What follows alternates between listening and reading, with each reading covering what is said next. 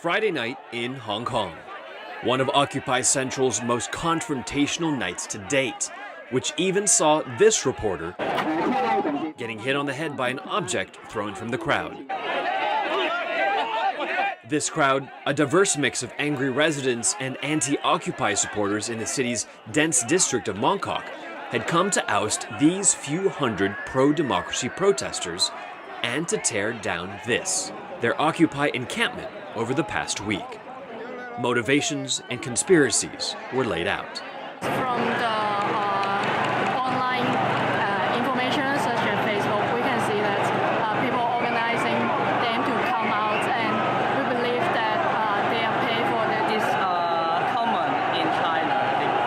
People get money, get paid, and do what they want. Maybe it's the government. Somewhere around this resident, but we guess they are hired by somebody. 500 standing here, 1,000 throw bottle. And with this chant, "You've been paid, go home," echoing across the blocks, it seems many believe this may be true.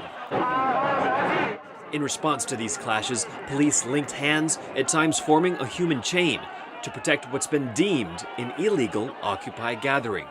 A strange turn of events from a night before, Your position. when police at Hong Kong's government headquarters stood in tense standoff with the same movement, and from Sunday, when police hurled tear gas into the crowds. But this local news report broadcast Friday afternoon of anti-Occupy members violently tearing down part of the Occupy camp infuriated many. Allegations that Hong Kong police failed to deploy enough officers added fuel to the fire. One superintendent said a force of 150 officers had been deployed to deal with the crowd, several thousand strong. Law enforcement did evict several protesters believed to be anti-Occupy members, and said 2 had been arrested for fighting.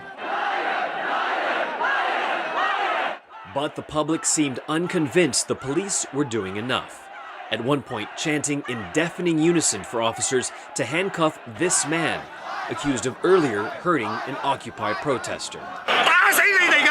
Friday's violence and the perceived lack of law enforcement inflicted further injury elsewhere. Talks between one student group and the government to discuss democratic reforms have been called off.